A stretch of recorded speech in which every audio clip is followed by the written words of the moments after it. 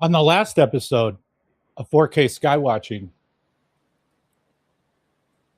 we covered 6 different videos of a flying disc that hovered over a car. A few of them shot a laser down on him. Well, I'm back, and on this episode of 4K Skywatching, we're going to check out a triangular craft that was reported to the National UFO Reporting Center, a cluster of blue lights. It was pretty weird. A strobing flashing light, red orb, a silver rotating orb, and we're going to look at multiple pictures of discs on Mars and the Dwarf 3 and sunspots, and a lot more on this episode of 4K Skywatching, episode 75 tonight. 8 meters. 7. 6.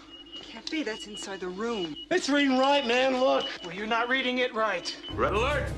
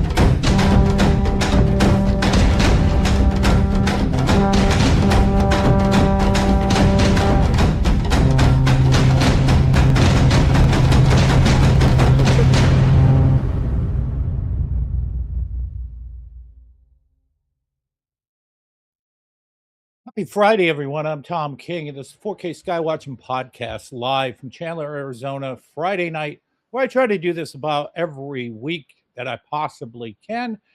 I ended up taking off last week. A routine endoscopy done. That's where they knock you out. They put a camera down your throat. I did that about 3 months ago. The results came back dirty, which means, well, shit. They said, we want to see you again in 3 months. Did another one. This one came back clean. And the doc said, we'll see you in 3 years. So I was pretty tired after that and wasn't in a state to get all. There's a lot of stuff going on here. Wasn't in a state to run it all. Took a week off. Ended up going to Austin. I had to go to Austin for business. Went to Austin and went pretty much straight to the hospital.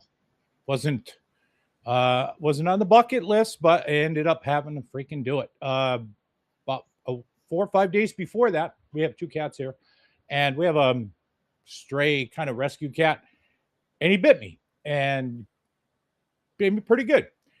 And I didn't think much of it. That swelled up, it punctured the skin a little bit, but that got infected. Never had this happen before. I had, we all play with cats and dogs and never got infected before. I had cellulosis in my arm, and it doesn't go away. Apparently, you got to go to the hospital. So took an Uber over to the emergency room at I think it was St. James, if I'm right, hospital in Austin. Wonderful people in there.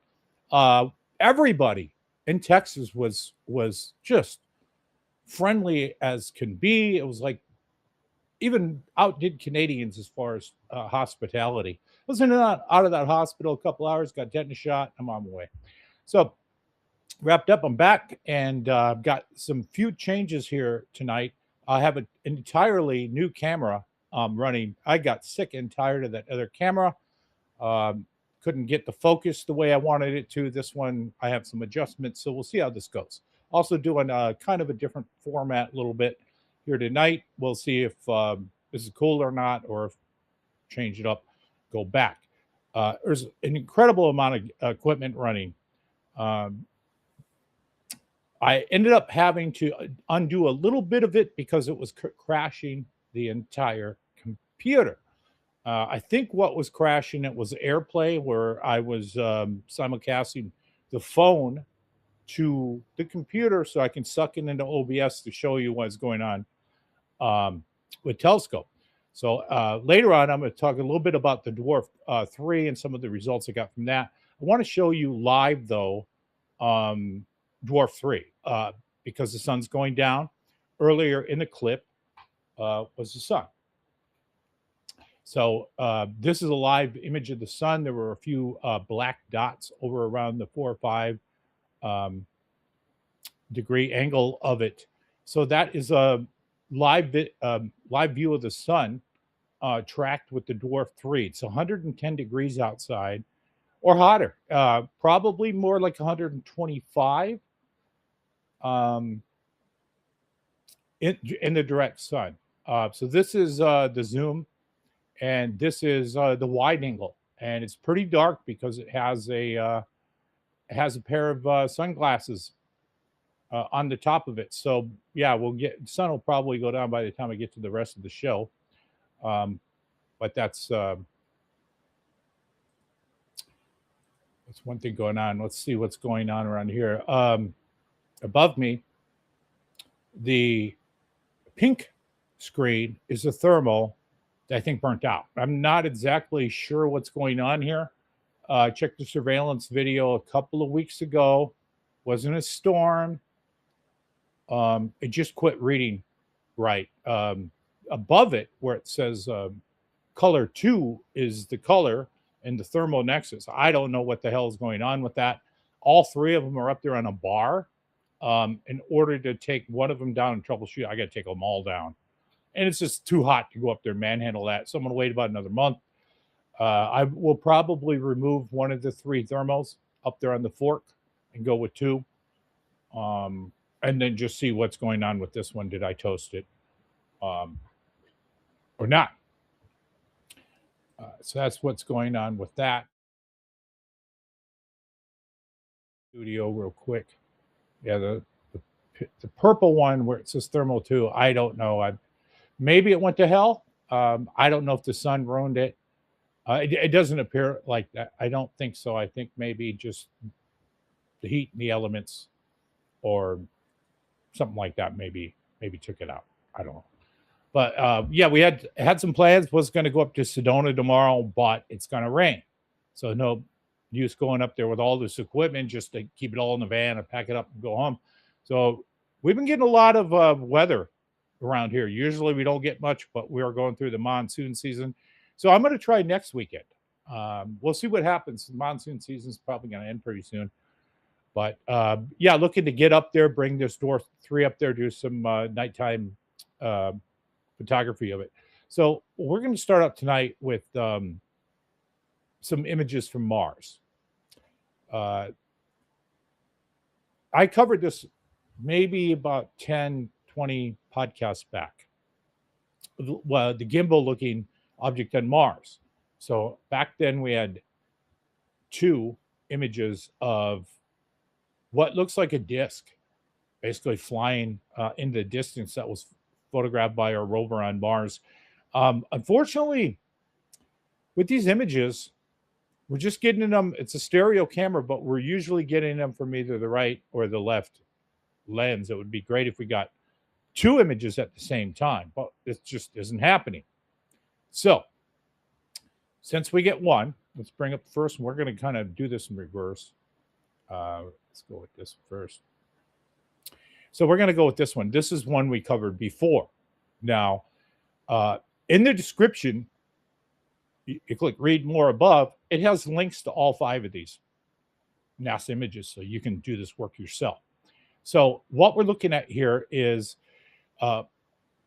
zoomed in over to the side. is the image zoomed in.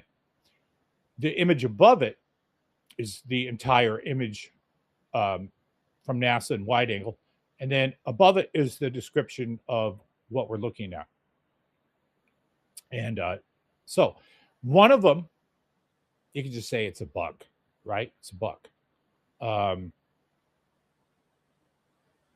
Well, you can't say it's a bug, right? There's no life on Mars. So, oops, you can't say that. So one of them, you could say it's dust.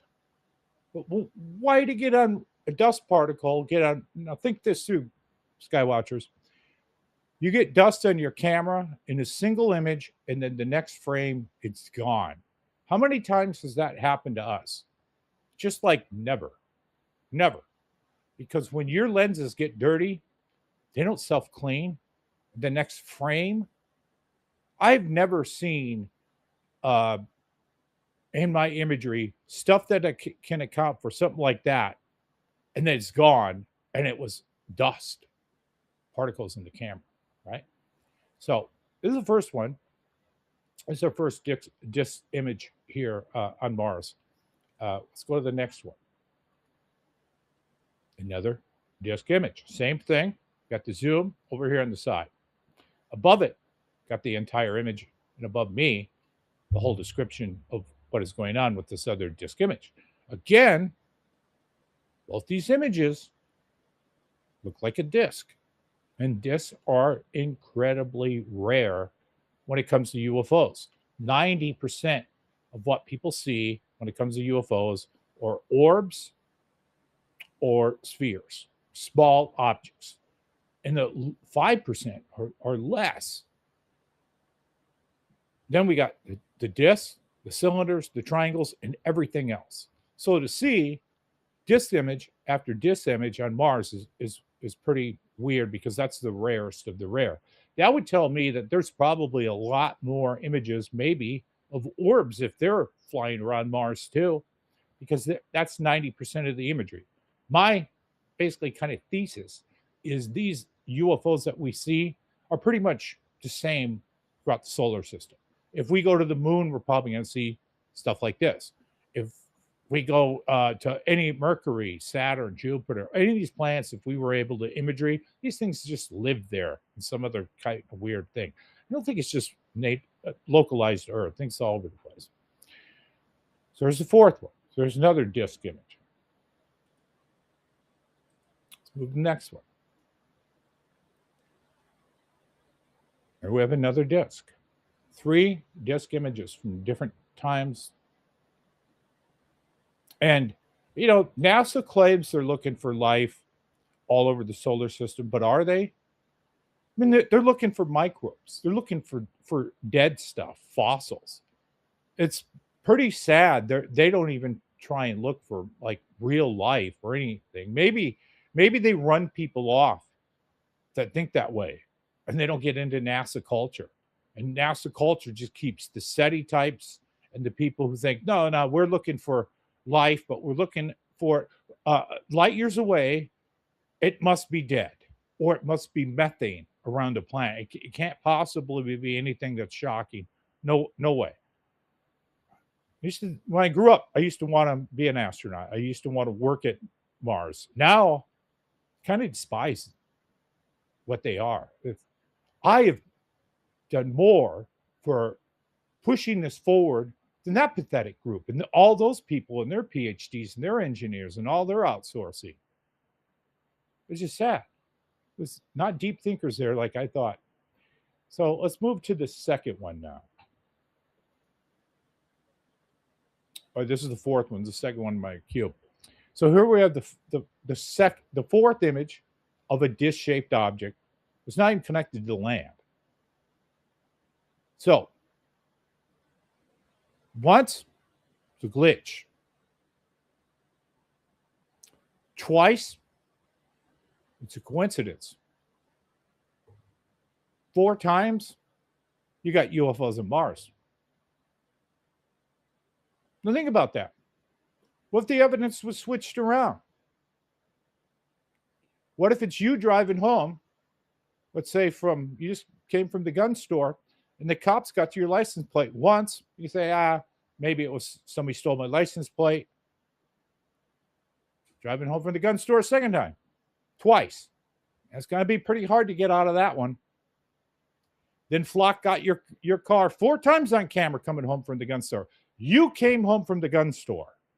You ain't getting out of that trial. You're not going to find 12 people who are going to let you off. They're going to say, we got you. Why doesn't the same hold for this? Where's the curiosity of these people at NASA? Shouldn't they say, hey, there's some smoke going on here. There might be some fire. Right? Skinwalker Ranch, they take a single image of something flying by in a single frame. They'll make a whole episode out of that. Here we have 4 disc images from Mars. It costs billions of dollars to even get this imagery, to get there and to beam it back to us. There's 4 of those. Let's go with the next one. Kind of a disc, kind of different. Oh, now we are up to a jellyfish. Is this the first jellyfish image on Mars or the moon or anywhere else in the solar system? It's the first one that we're aware of. So we got some image, and again, we have the zoom over here, above it the full image, and above me where you can find all this information. Again, a single frame of it would be nice if we had more stereoscope, but man, does that not look like the Imperial probe droid from Star Wars? At first, when I saw this, somebody said this was the helicopter. You know, we got that little helicopter. Not sure if that thing's still operational.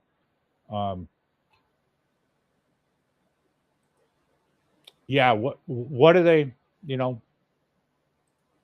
There was a lady who said that they airbrushed this stuff out of Mars. Just it's like we're having a little technical difficulties here tonight. Yeah. Rocky Ronnie saying, yeah, can you imagine what imagery they're not showing us? Yeah, a lot of stuff on the moon apparently that got airbrushed out. Whole bunch of stuff. We pay for all this. You know, NASA is almost like a spy agency more than a scientific curiosity agency.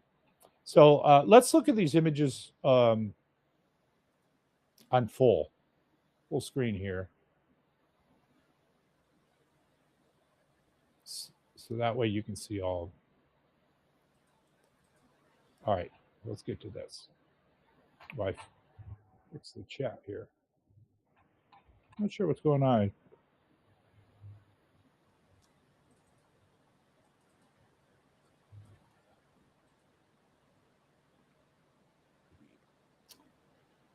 So there's the full image of the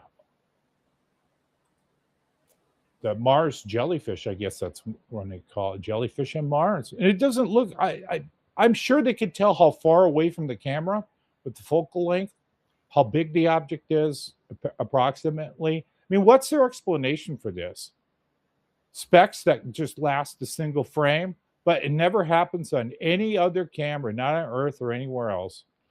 You know, is this a problem with photos on the moon where there was a speck of dust that hit the camera, looked like a flying disc, and then it wasn't there the next frame? No.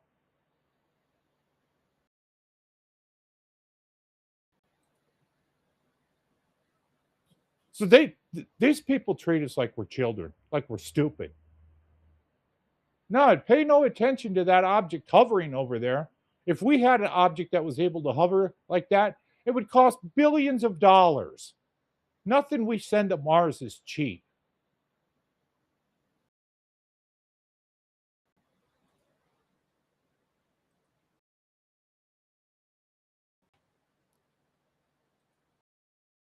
Dan Starkey is here. Yeah. It ain't birds. They can't get away with bugs. So they're stuck with the dust flew on the camera and it flew right off. Hope you believe that, stupid taxpayers. That's NASA for you. Not a straight answer is what they usually get. All right, let's look at some close-ups of these.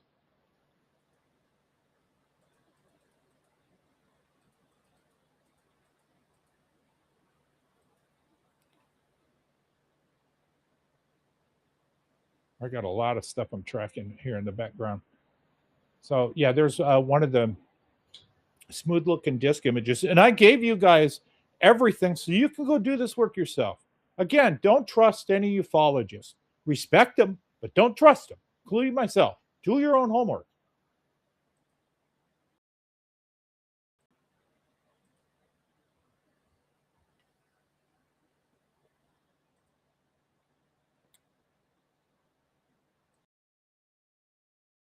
That almost looks like a classic photo from the 50s.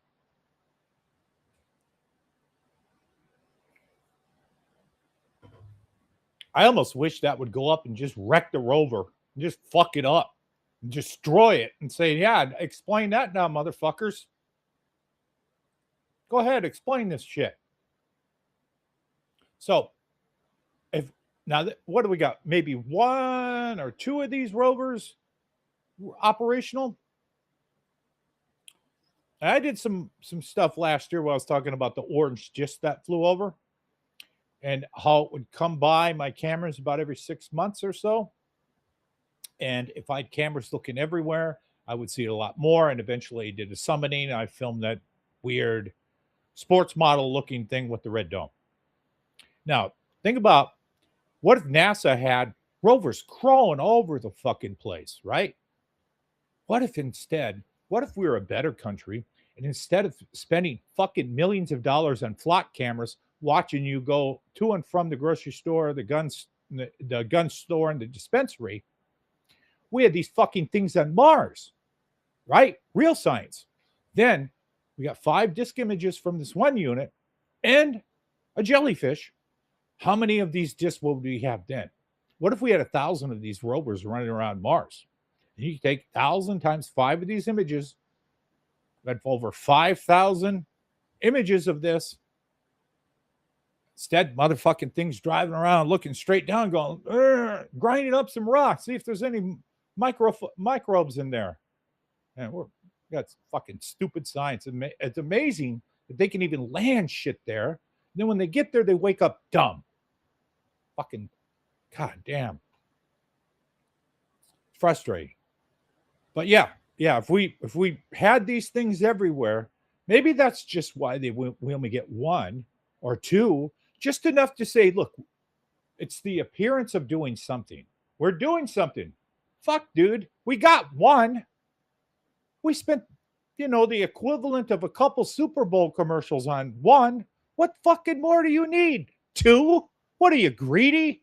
You fucking taxpayers want 2 of these on Mars working? Get out of here. We could ruin a couple of countries for that price. We could spend money on Border Patrol shooting down fucking party balloons and closing down the airspace of El Paso for a couple of weeks. See if you're dumb enough to still believe that shit.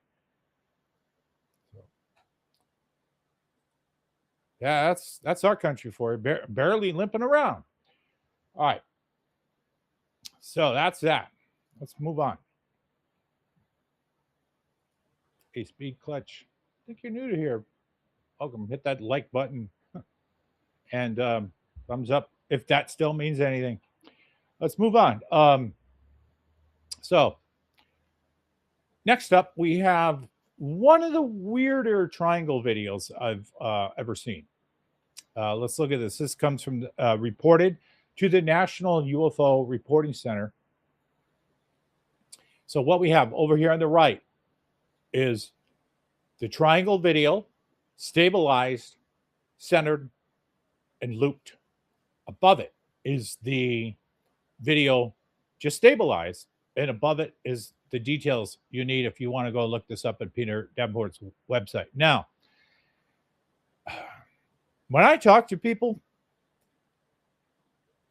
and we talk about the National UFO Reporting Center, I think we're all in agreement that this is probably the rock of ufology. It is beloved by researchers because it's open source.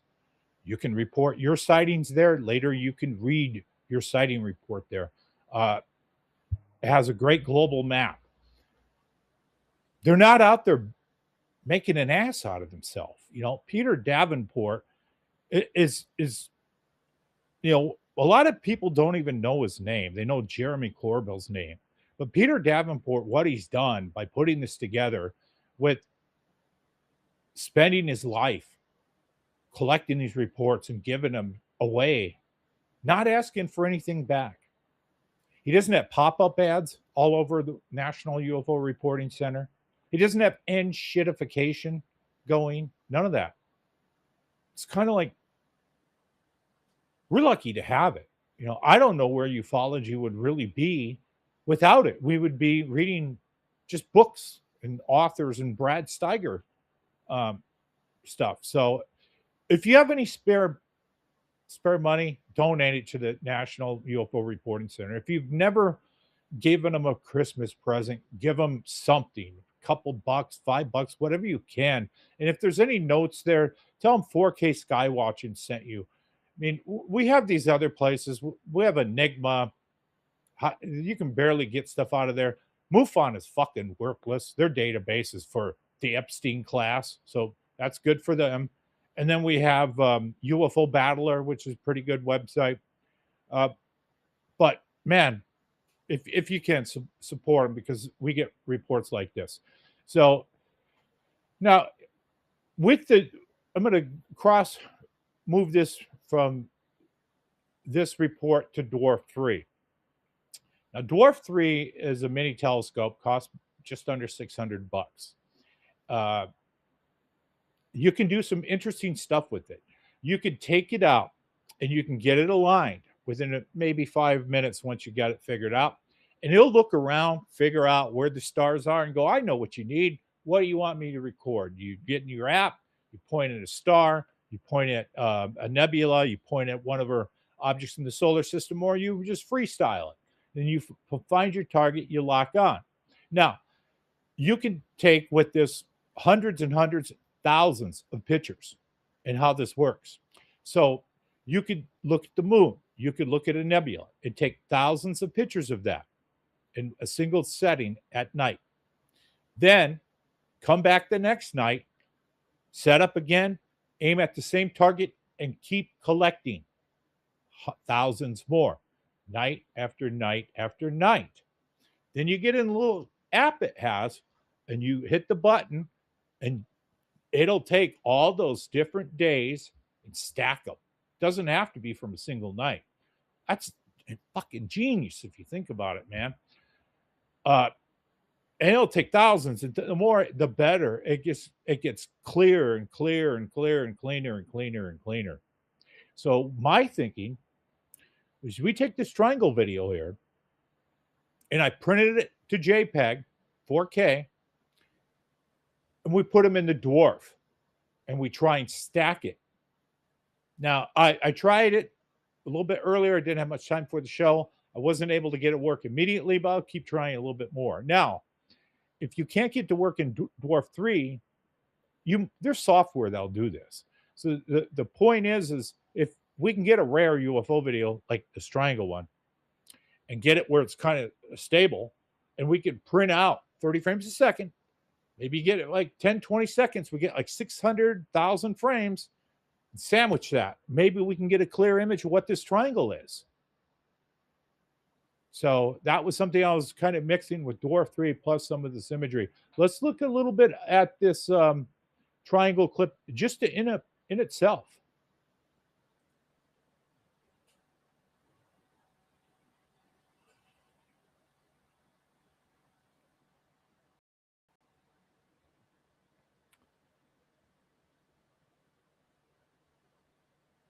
So it's kind of blurry here at first until he gets it in focus. I'm looking at that. Can't exactly tell what direction it's flying. But that does look like a triangle. And it does look like you can see the outline of, for once, the triangular shape. Because most of the time we just get the three lights. We don't get the shape of the craft. Oh, we got the shape of the craft. Fortunately, we can't see any stars or anything with it. But beggars can't be choosers.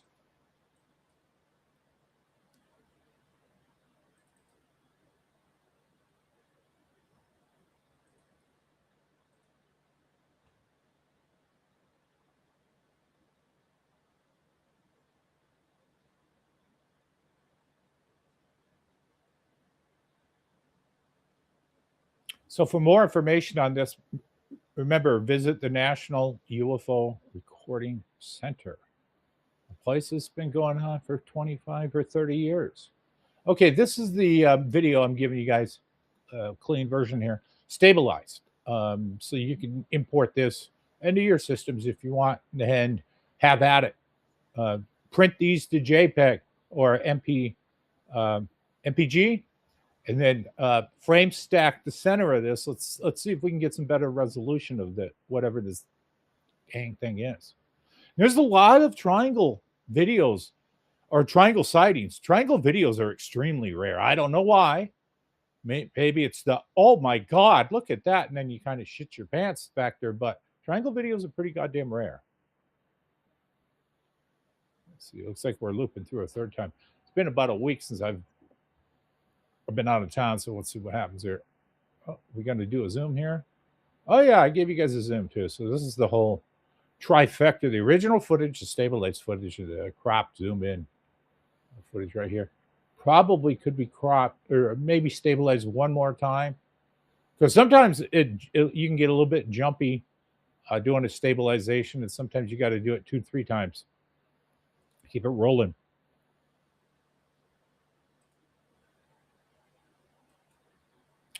So there you have, that's the National UFO Reporting Center on one of the best triangular crop videos I've seen.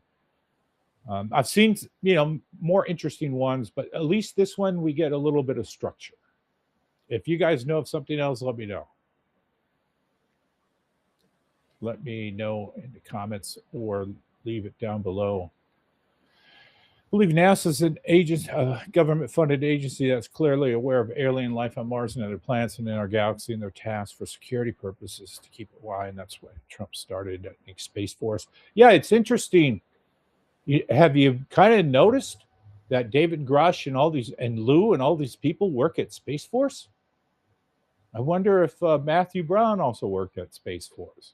Is Space Force have all the good shit? Like, did they move the UAP videos and whatnot and kick them over to Space Force? Because those fucking devious guys can move them around from UFOIA. This agency will move them over here and keep playing that 3-card Monty UFO shellfish game.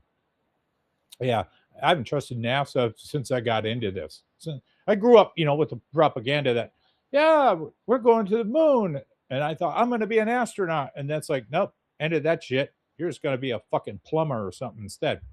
Nothing wrong with plumbing, but I think astronaut tops piping shit.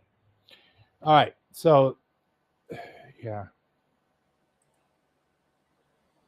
Interesting video. Let's move on to the next video. All right, this one is a cluster of blue lights. This one I also did just a little bit of work. So over here, we have the cluster of blue lights stabilized. Above the cluster of blue lights, or stabilized, cropped, and zoomed in. Above that is the clip stabilized with the camera shake taken out, and above me is the details of where this was filmed. And god damn it, I got my card slipped up here. This one was not filmed above Disneyland. That was the orb. I don't remember. No, I got that completely fucked up. Apologize for that.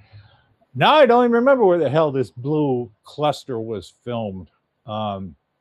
I was looking at thinking, okay, this isn't a radio tower. We're not looking at a water tower. They just, sometimes these are just art, somebody on a mountain with the truck going around the distance, going around a curve. Because you don't know the area. You kind of got to geographically know. Just because it's above a house doesn't mean it's flying. It could be mountains behind the house and it's in the distance. So you always got to test for things like that. So I'm not exactly sure on that. Let's go to the media. Let's go look at just the blue cluster. Is it picking up? Sure.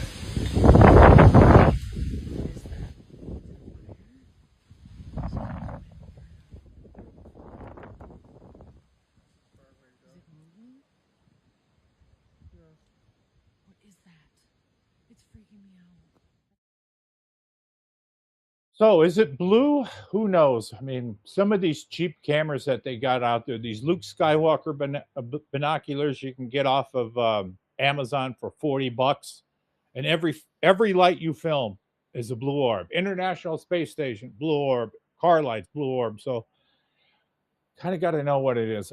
I don't see iPhones doing that yet. iPhones at least are recording. If it's this color light, that's the color you get. It should, $1,500 goddamn thing. But these cheap ones, you just don't know. All right, so moving on to the next one. This one's weird. I'm not sure what category we would put this in.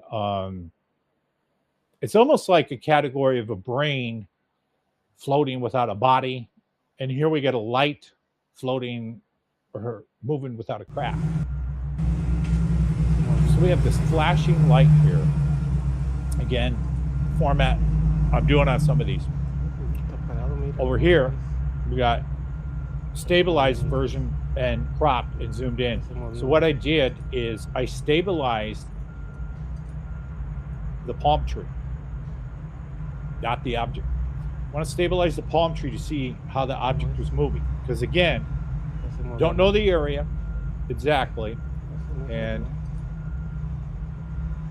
I got something kind of screwed up on here. Oh, I know what I did. The Disneyland card over here. Right, I'll have to fix that in the next goddamn episode. This one I couldn't even get the details of the metadata where this was filmed. This was not filmed at Disneyland. It was going to be the Orb. So this one moves. You can see it in the stabilized version. It moves. That's about as best we can get from it. So this is not a water tower and fog came in and the dude's filming a water tower stone. You go, what's that in the distance? So it's not that. I don't know what it is. Could be a drone. The flashing of it isn't consistent because sometimes it strobes, sometimes it just goes a consistent flash. Doesn't look like a typical DJI, but you never know with custom drone jobs and whatnot. So this is a whole category of just lights. Sometimes you see a UAP, it doesn't really have a shape. It's just kind of an object. So let's go look at this thing in full screen mode. So this is the entire clip.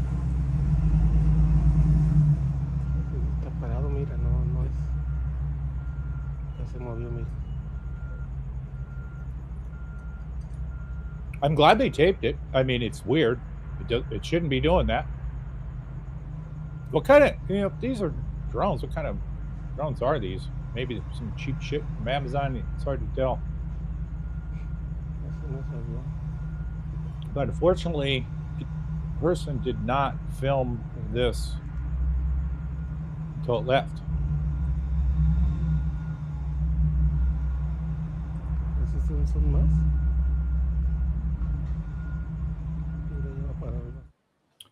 So the thing is, try and film these things until they go away.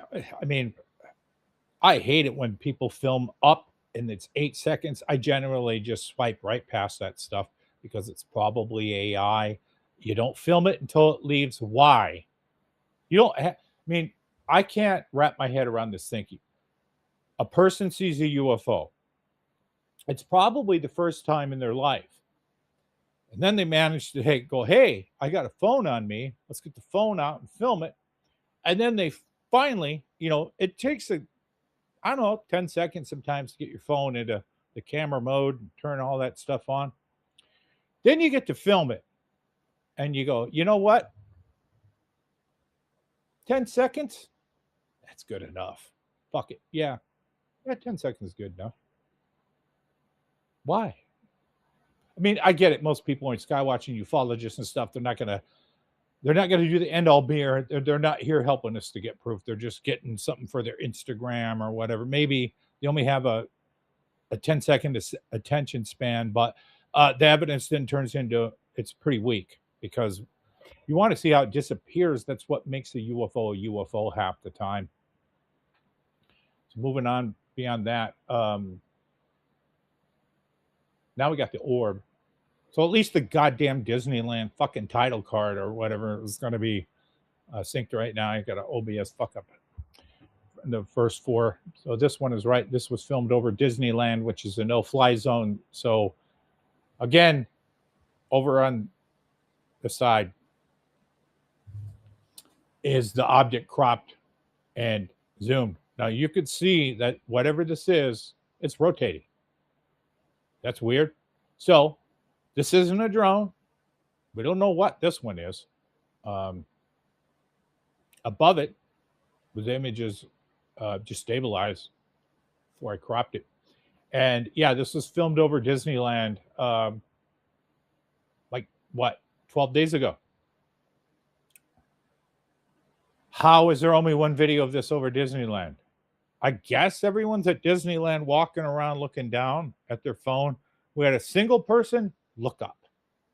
And a single person's on social media. Again, a lot of these people probably film stuff and then they post them on a goddamn Facebook page that's in a silo that no one else is going to see except their 12 friends. But we can't find that stuff. That stuff is siloed off. But you would think that you get some mad scientists like me hired at the NSA or the CIA. We have access to that shit. Because we know that lizard Zuckerberg has no morals. You give him like $20 and he'll give you the API to anybody's fucking access. So it's most likely that these silo problems do not exist within U.S. intelligence. They probably see all this stuff. They probably see all these orb images that people post in their individual things. I remember in the past, people would say, well, you just set it to private and no one can see it but you and your friends. And I'm thinking, Jesus Christ, you can't possibly be that gullible. I mean, for fuck's sake, our emails right now are being fed into AI because they ran out of shit to learn. Our private stuff, that text messages or whatever, billionaires are giving it all to AI. Take it all. Feed it all into the demon. Feed the demon AI. And this AI, by the way, this has been one fucked up rollout, man. This AI rollout that we've been seeing, it's a goddamn fucking disaster. It is. All these guys that are doing AI, they're all incels. They're all creepy dudes, right? I mean, you look at Zuckerberg, you look at Altman, you look at that Dario guy, Elon Musk. I mean, if these guys were on a dating site, women would rate them 1s and 2s. If they were drunk, a 3, right? So they're creating this AI, right? Now, same thing with the 2 guys from Google, Sergey Brin and Larry Page. 1s. I say it's a straight guy. I can judge a guy. I can tell if a guy's handsome or not. They're 1s. But they were smart enough not to be the advertisers for their product. They hired somebody marketable to be the CEO, somebody who doesn't come out and say stupid shit. Not these tech bros, not the 1s and 2s, incels. They come out with shit like, hey, we got this AI. It's taken all your fucking jobs. Basically, the gross domestic product of the United States, $30 trillion. My company's worth that, and I'm taking all your jobs. The next tech bro goes, oh, my company's worth that too, bro. Well, then you can't both take all the jobs in the United States. Some of you 5 incels got to share those jobs from the other 300 million of us. And then they're like, well, who's going to buy your product? The people we put out of work. These people are fucking retarded and dumb. They have no fucking plans, nothing. And then the general public's like, oh, you're going to take all our jobs? All right. I guess I got a job another 6 months, and then I'm going to be eating worms and dirt. No one even says this is bullshit and fucked up and stupid. They did with the flock cameras, but not the AI. These incels should have came out and said, here, AI is here to make life better. What we're going to do is we're going to help everybody. We're going to first cure what's wrong with all of you people. The number one thing is heart disease and cancer. So we're going to go after that. Then we're going to try and crack, is there life on other planets? We're going to try and help out people with making things easier. and you slide into this. And then you say, we will help replace hard labor jobs after 5 and 6 years that you cured cancer. I mean, why can't I talk to the fucking cat that bit me and put me in the hospital so I can say, cat, why did you bite me and bite my ass and put my ass in the fucking hospital? I have to deduct your cat food from the hospital bill, you little son of a bitch. I can't do that. I go, meow, meow, meow, meow, meow, back. But nope, we're coming for your fucking jobs. These people are stupid. We should first talk to the animals, cure cancer, fucking find life on other planets, then slowly ease some of these jobs out of there. But nope, straight for the fucking jobs. These are the type of people that go on a date and they fucking slide their hand down the pants of the people they're trying to score with before they even fucking kiss them. They're dumb morons. That's the AI rollout. Well, let's get back to fucking orbs.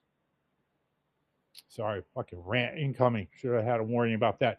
All right, the next one video here is of a weird red orb. I didn't dig deep into this one. And no, this one wasn't filmed from Disneyland. Oh, quickly, a red orb flies over. Somebody films it. They get it until it's gone. At least they did the due diligence and got that thing until it was gone. Now, was that a Chinese lantern? Possibly. Possibly. Fire from these things has a consistent property that you can analyze from video if it's a pretty good source camera that's filming it. Red is the color of a road flare. Then there are dumb morons that go, hey, I got this $20 road flare, so I'm going to go buy a $10 balloon, get some string, tie it up, and do a pyro and just burn a random person's house down. Motherfuckers in this town do that shit, or used to. So that's one. And then you got the Chinese lanterns. Both of those things are illegal. If people don't know in Phoenix, Chinese lanterns are illegal, right? It's basically just random pyro. I don't know. It wasn't too fascinating. It was weird red orb. Now this next one, is a weird CE5. Now I did some digging on this because I try the best I can to dig out the source of every single one of these videos back to the filmer that hit record somewhere and give them credit and tell who did this. Now, on this next one, I couldn't. I had AI dig through this. This is the one of the best, if it's real, CE5 videos I've ever seen. And if Stephen Greer were to ever summon it, and then this next video I show you were to appear, he'd be selling this to News Nation. He would talk about he's got the powers of an X-Men type person because he's, ambassador to the aliens and shit. And chat's working a little bit better this week. All right, let's get to the C5 one. So what happens here? And this is this video supports a theory I have that the reason green lasers are illegal when you laze a plane isn't because it's going to blind the pilot. It's because they don't want you communicating with aliens. There's a video, I think it was in Syria, someplace like that, that was having population civil war. And there's a daytime video of a helicopter hovering over hundreds of people below them. And they all had green lasers and they lit that motherfucker up. Well, I don't know, 500 green lasers to the point the canopy was about glowing, didn't crash. I've yet to hear of an aircraft crash because they got lased and went, oh God, I'm stupid. I can't fucking steer anymore. I don't know, hit the fucking autopilot for a second maybe and go like this. Nope, never happened. But every month, almost every month in Arizona, we have a Cessna slam into the side of the mountain because some rich guy has a lot more money than brains, goes and buys a Cessna, gets his pilot's license, takes his family up to impress him, and slams them into a mountain.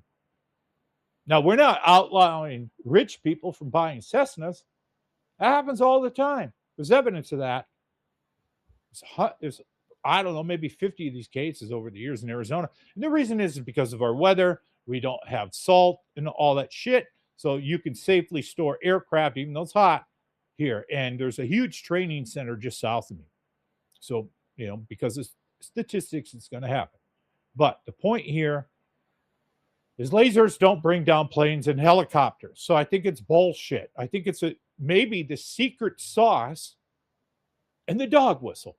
What if we found out that Skywatcher's dog whistle used a laser? And then you find out laser for thee, not for me. The government can shine them up there, but we can't.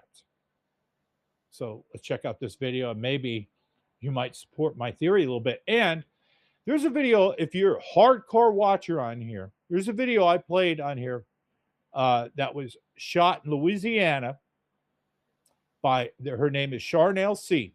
And she shot a 11-minute video that looks like my Phoenix Lights video that has 4 objects in formation and 1 off to the side. And at the end, they start blinking in a weird sequence. And the entire video is uploaded on the channel if you want to watch it. At the end of this video, when the guy does the CE5 with the laser, these lights show up and they're blinking in that type of sequence. Let's watch.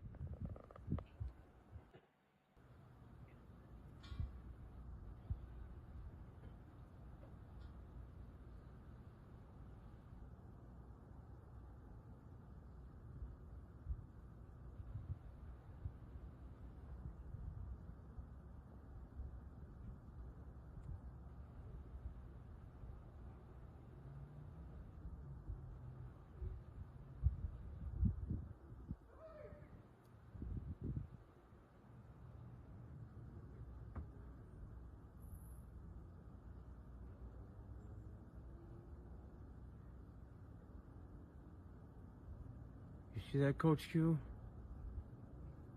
They are all Look at all over that the fucking stuff. place. What the fuck?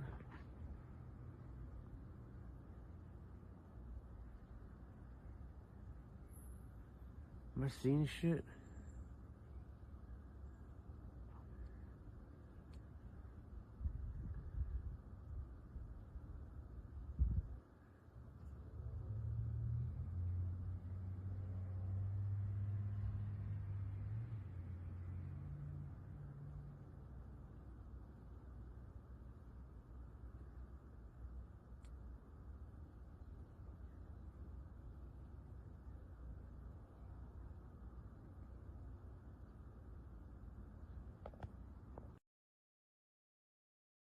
There you have it. The guy lasers one object, and then, I don't know, 2-3 dozen more of these objects just start blinking in random patterns. It looks like it's probably about 9 o'clock, 10 o'clock at night.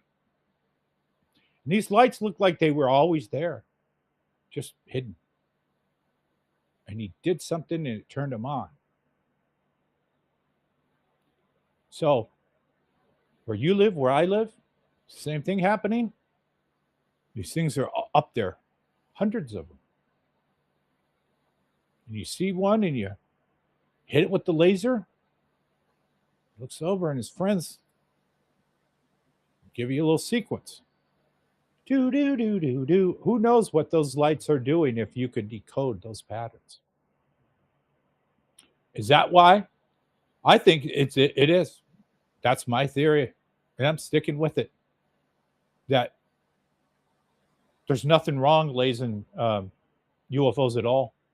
They got people so scared that when I go to a Skywatch, a lot of people won't even dare light up. If they see a star, they're like, fuck, I ain't going to prison and getting,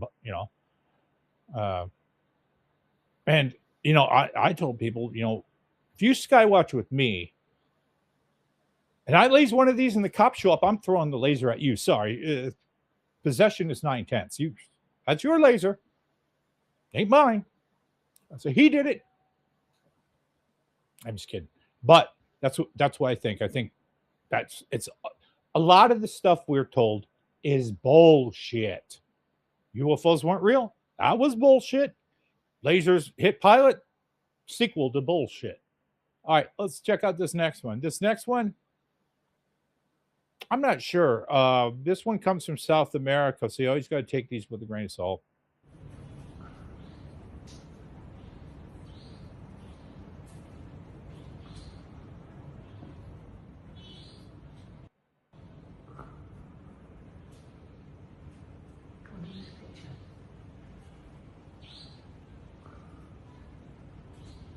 Oh, you'll be doing it? Yeah. Would you be able to Google it? The other one.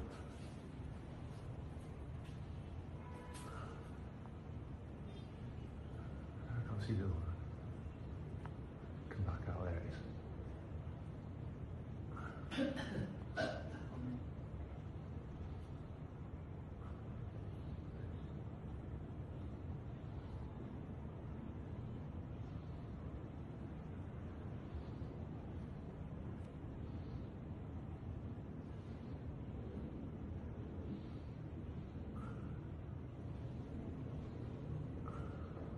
That's the second one. And the third one. The third one was behind you. There's the next one, there it is.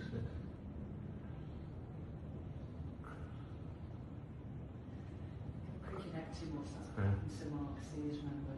Yeah.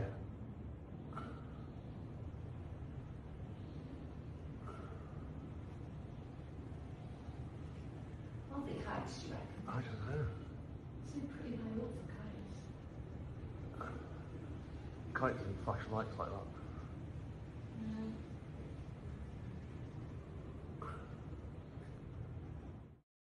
We had a couple different shapes on that one. With structure, you can see on whatever this was, green and orange flashing lights, 3 solid green. We had almost 2 different shapes. We had a wing shape and then kind of the invex version of that. I don't know. I don't know what that was. The best explanation, if we can come up with one, is that was some type of kite with LED lights on it that somebody put up. And you can go out and get these things, and then if you got it stable, might just sit there. It didn't look like it was doing any of that kite stuff. That's the only explanation I have. I don't know. It looked somewhat sized. What do you guys think?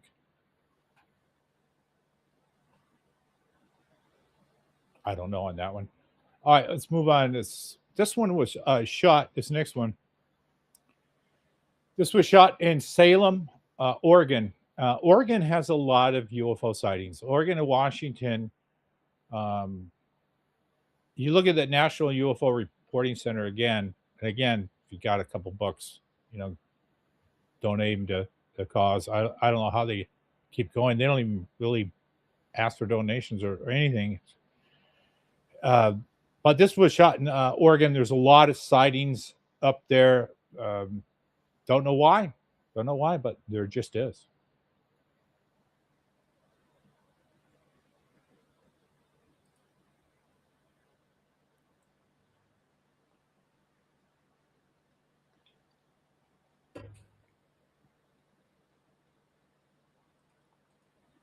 And that was it.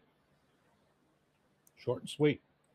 Was that one of those planes pulling an airplane banner? That's usually the cause of most of these tube-shaped videos. When you see a square and it's moving sideways, that's almost every single time a small airplane pulling advertising banner behind it. And you've seen a lot of times by coastal places where people swim that have beaches. The other thing sometimes, and then sometimes you see these white tubes and they're going always in the direction where the nose of the plane would going. And we see those cigar images sometimes. I always call that missing wing syndrome. And that's where the object is too far away from the camera to detect the tail in the back or any wings on the side. And we just get a tube. It looks like a cigar. It's always going in the direction where a plane would be going. You never see them going kind of against a direction laterally.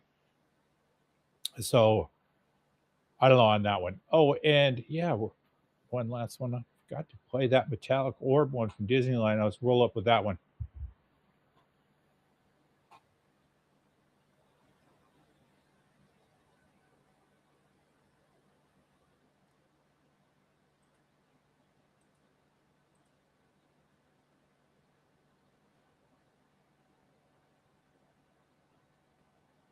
So this is the object that they saw over Disneyland. Unfortunately, there's no reference video.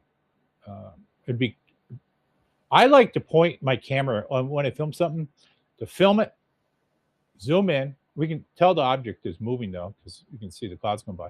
I like to film it, zoom in, and then if I can, zoom out, pan down to get an establishing shot of where I'm at, and then pan up.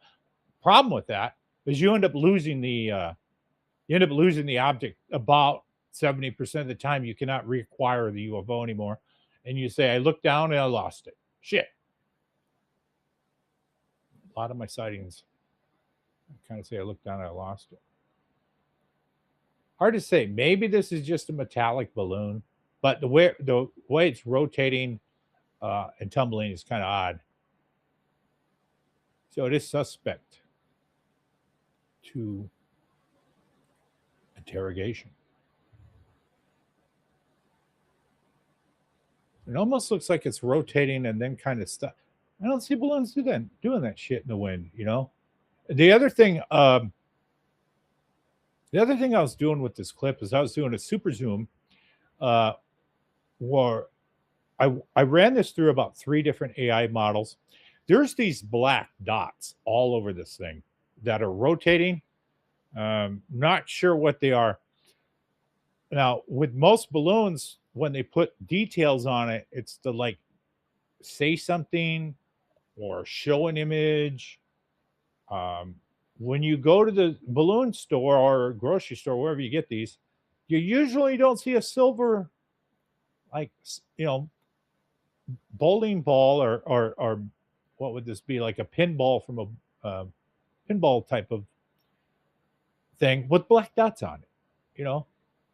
I don't know why they would sell shit like that. And then you put it up in the sky, no string, because if it has a string, they move they swim a bit. But interesting, nonetheless. Yeah, Dan, those other ones, I think we're looking at the other ones. They could have been kites. That's the only thing I can come up with because we're not seeing them fly. We're seeing them. Somebody's just panning up, and that's it. With the orb one, we can see it moving. We can see some clouds, so we at least know there's some motion, or there's at least clouds going by it in the back. Not enough information on some of these videos. And you know, I haven't done any type of audit on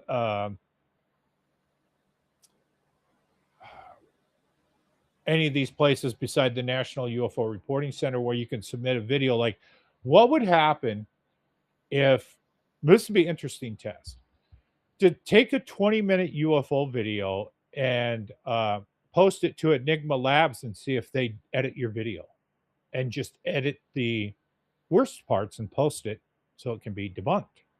Or do they edit anything? I don't know that their policies. I don't see long videos on there. That's why I'm saying this. So do they have long format videos? I've seen UFO videos. Sometimes they're 20 and 40 minutes long. Do they post any of that? Because that's mainly an app for people in their phones, which is kind of a ridiculous way to look at UFO videos, because 90% of them don't have any structure at all. They're just 6 pixels by 6 pixels. So it's almost counterintuitive to even use a phone for that. So that'd be an interesting test too. And there are videos that we have, but I don't know if they take them unless they're new, to take something and submit it and see if the little guy who runs that Rojos, if he's going to edit that down. Apparently, though, the Enigma Labs has been one of the people who's in the funding of that has been linked back to Peter Thiel. Yeah, you know, balloons are getting rare because they're getting expensive. I don't see people releasing hundreds of balloons anymore. in the past. It's just a handful that you see it mainly around Valentine's Day. So, um, you know what's sad? I don't think my wife is watching. I don't know when the fuck Valentine's Day is because of getting gifts. I know when that is because don't Skywatch then. Wasn't it around February 11th or something like that? Or 18th? Around that February time, I don't fucking get the candy and shit, but don't Skywatch because it's a waste of time. Get a lot of red balloons up there. All right, let's move on to Dwarf 3. Now, it's still running. Let's take a look at the camera systems around here. See what is going on.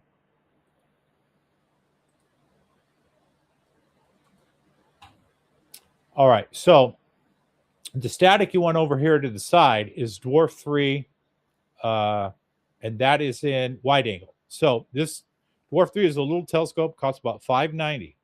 So it costs the exact same money, I think, as my psionics. So the psionics and the Dwarf 3 are equal in price.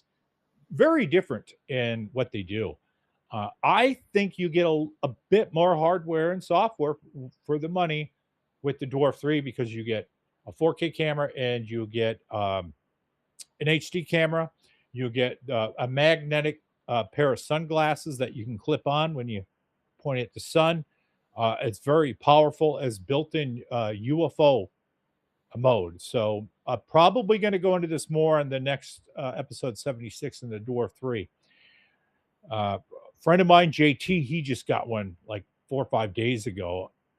Excellent choice for astronomy because you don't have to know shit. All you got to do is run a phone. If you can run a phone, you can run Dwarf 3. Truth Seeker, good to see you. I haven't seen you around. I thank you for that. Let's get off the $20 super chat. Yeah, you've been hanging out in Minnesota. I think you've been enjoying the summer. Well, enjoy. It's wrapping up there. I know you will be freezing your balls off by the time Halloween comes up. Hopefully I'm freezing mine too. So yeah. We're working with the Dwarf 3 now. I do have a little bit of a test video I shot from it. First time today that I've messed with the sun because suns usually we have clouds and shit. So it's interesting.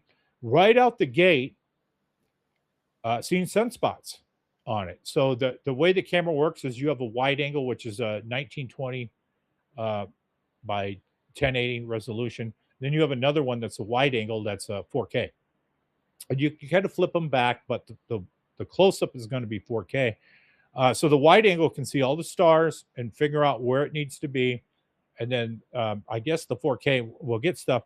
And somehow this thing can film goddamn nebulas in a city with light pollution. So if you live in a big metro area like Phoenix and you have tons of light pollution, it does not matter. This camera, this Dwarf 3 telescope. Yeah. My wife said, no new cameras.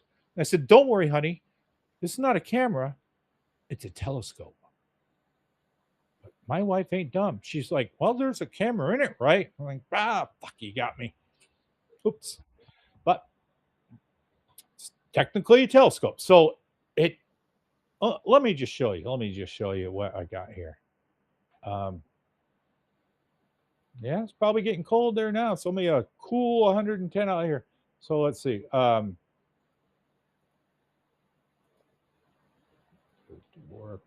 go to Venus. Okay, so I've only got a couple of things off this. I got Venus, and I was like, that's fucking Venus? Because Venus is just a speck off in the distance when the sun's going down. And I put the Dwarf 3 on it, and I'm paranoid with this thing that if you let the sun hit this, it might destroy it. Now, with my other cameras, my surveillance cameras, I can point them right in at the sun. I could zoom in, and it doesn't do that type of thing where it magnifies the sun and burns the internals out. So I don't know about the Dwarf 3. Somebody else has to point it at the sun first. I'm not going to be that person. But I did get this weird Venus footage. So what we have here is like 30 minutes of Venus footage, edited down and time lapsed into 50 seconds. So this is Venus probably about 5:30 or so, about 10 days ago. And you could see all these other little stars out there. You could not see any of this, but the camera picks them up.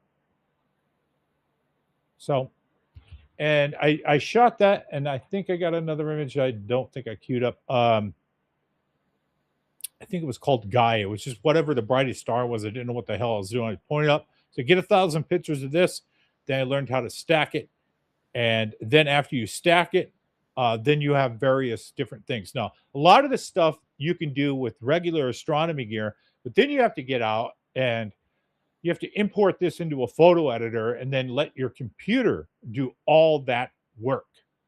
You can still do that with this system.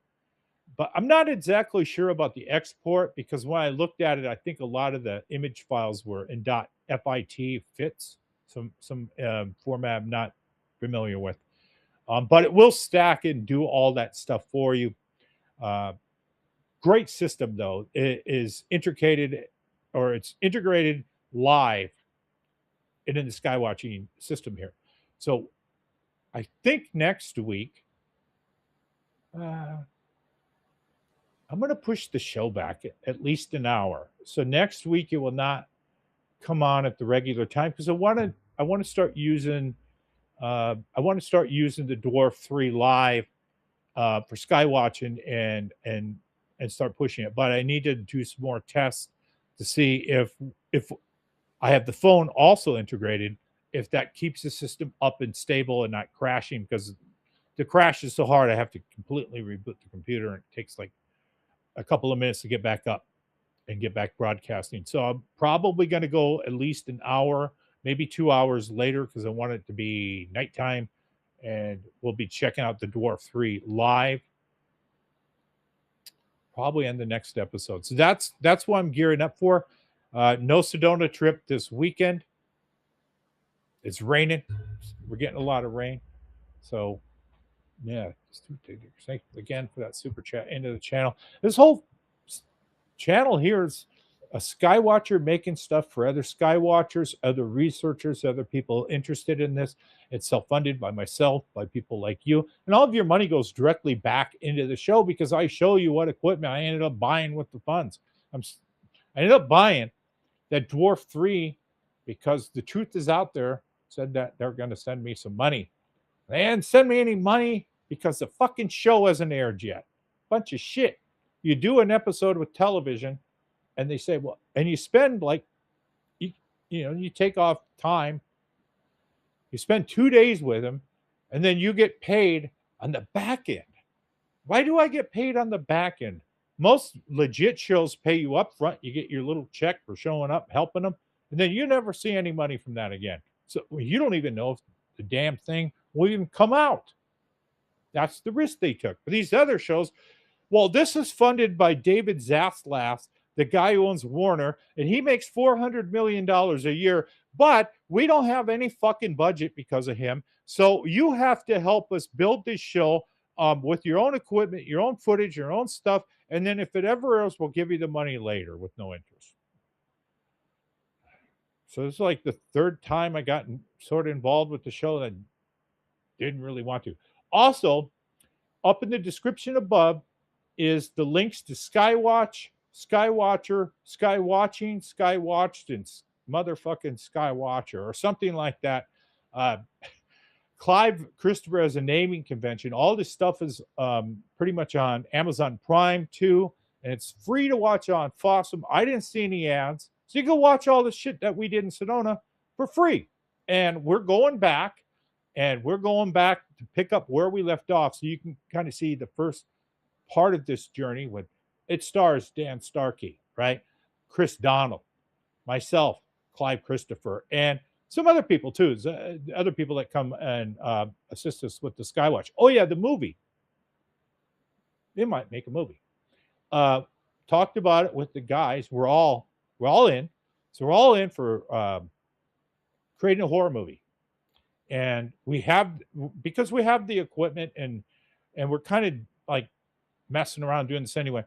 I'm not going to tell you the plot or anything, but we do have a treatment outline. And I think we have an interesting story. It's a unique story. It's not a sequel. It's not a fucking superhero movie.